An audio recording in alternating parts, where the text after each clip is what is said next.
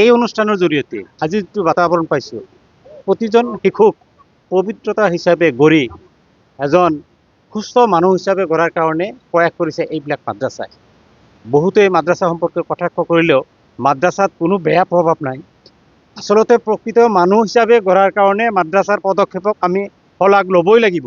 আৰু এইটো আমাৰ ধৰ্মতো আছে, বাকী চব মানুহে জানে যে আজিৰ এই প্ৰগ্ৰামত প্ৰথমৰ পৰা অন্তলৈকে যিখন মানুহে চাইছে, আজি এই শিশুবিলাকে উৰ্দুত কৈছে, হিন্দীত কৈছে, ইংৰাজীত কৈছে, অসমীয়াত কৈছে, বেংগলীত কৈছে। ভাষাৰ প্ৰতি তেওঁলোকৰ পূৰাই জ্ঞান আছে। আৰু আপোনালোকে জানে ইতিমধ্যে ই হৈছে লণ্ডনত আমাৰ বৰপেটা জিলাৰে এটা সুসন্তান হাফিজৰ পিছত বেৰিষ্টাৰ হৈ আজি তাত চাকৰি কৰি আছে। আজি এই শিশুৰ মাজতো তেনেকুৱা প্ৰতিভা আছে, তেওঁলোকে এই শিক্ষাটো লোৱাৰ পিছত সাধাৰণ শিক্ষাও গ্ৰহণ কৰিব। এক কথাত ক'ব গ'লে মাদ্ৰাছাত এনেকুৱা কোনো বস্তু কম নাই য'ত নেকি শিকোৱা হোৱা নাই। ইয়াত ইংৰাজীৰ শিক্ষাও দিয়া হৈছে, নীতিৰ শিক্ষাও দিয়া হৈছে, ধৰ্মীয় শিক্ষাও দিয়া হৈছে, আধুনিক শিক্ষাও দিয়া হৈছে, আৰু পৰৱৰ্তীলৈ দিয়াও থাকিব। মই নিজে যদিও এইখন জলচাত আহিছোঁ বা মেহফিলত আহিছোঁ, মই নিজে এডভোকেট হওঁ। মই নিজে জানো যে ইয়াত কি শিক্ষা হৈ আছে, কি চলি আছে। গতিকে ধৰ্মীয় লেফাজত মানুহ থাকিলে সেই মানুহজনক গোড়ামী বা ধৰ্মীয় লাইনৰ কথাবিলাক ক'ব নালাগে। উদাৰতাহে আচলতে ধৰ্মৰ লগত জড়িত হৈ আছে। 4জন শিশুৱে খুব কম সময়ৰ ভিতৰত 9 মাহৰ পৰা আৰম্ভ কৰি আজি হয়তো 19 মাহৰ ভিতৰত হাফিজি হ'ল। আৰু এইবিলাকক মই জেনিয়াছ বুলি কওঁ।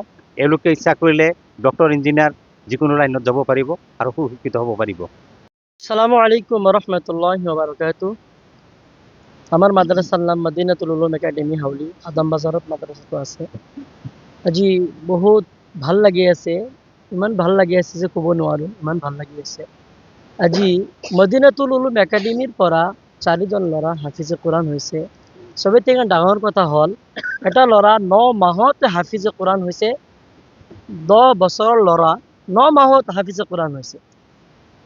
কালি বৃহস্পতিবাৰ আছিল, কালি গোটেই কোৰআন এক বহাই শুনাই দিছে। এটা লুকমাও যোৱা নাই, এটা ভুলো যোৱা নাই, আলহামদুলিল্লাহ।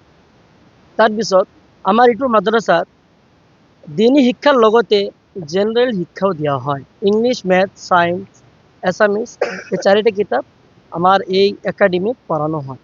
সেইকাৰণে আপোনালোকে বেছিকৈ দোৱা কৰিব। আমাৰ আজি যে সভা ৰাইজে বহুত মানে হেৰি কৰিছে, খুশি হৈছে, সহায় কৰিছে।